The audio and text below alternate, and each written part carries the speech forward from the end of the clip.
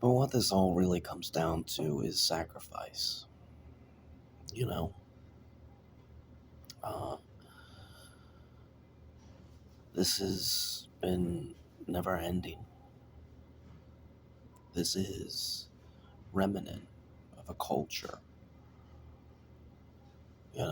whether it's committing child genocide to get out of Egypt, blame it on some fictitious force,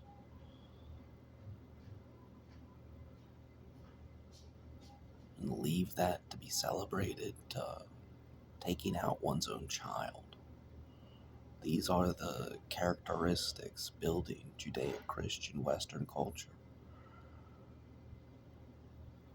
And they somehow come in over Aztecian sacrificial activities together today as capitalists, playing musical chairs and allowing the government to perform experiments on people who are less valuable, or maybe not at all, by certain definition through a certain form of control.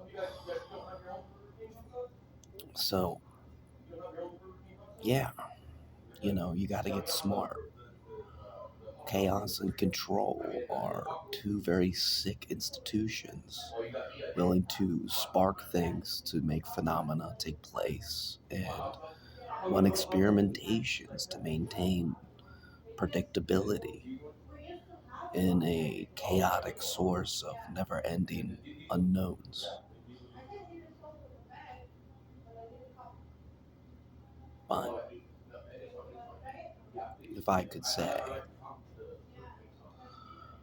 I would personally like to start a sacrifice of our ancestral demons, the psyches which don't make sense anymore, which don't have a place because of something we adapted and modified and benefited ourselves by integrating and managing and coming together for and through and to.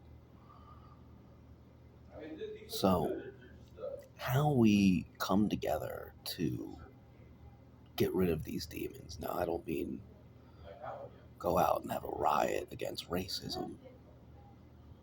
I mean, critically think like a psychologist to understand each individual character from the diverse amount of diverse cultural heritage and different kinds of upcomings. One could displace one's identity through and inside of to somehow lend or le- uh, hold on to something which is not serving them other than to segregate themselves. Sort of a pathological, self sabotorial status of ego. Uh, this kind of transcendence, you can transcend meditating, not thinking at all. And maybe that will actually give you the thought of it all. But you catch my drift. We are allowing sacrifice to overthrow common good in modern terms, here and now. And we're ignoring it because we're devolving ourselves to adapt to it instead of it to us.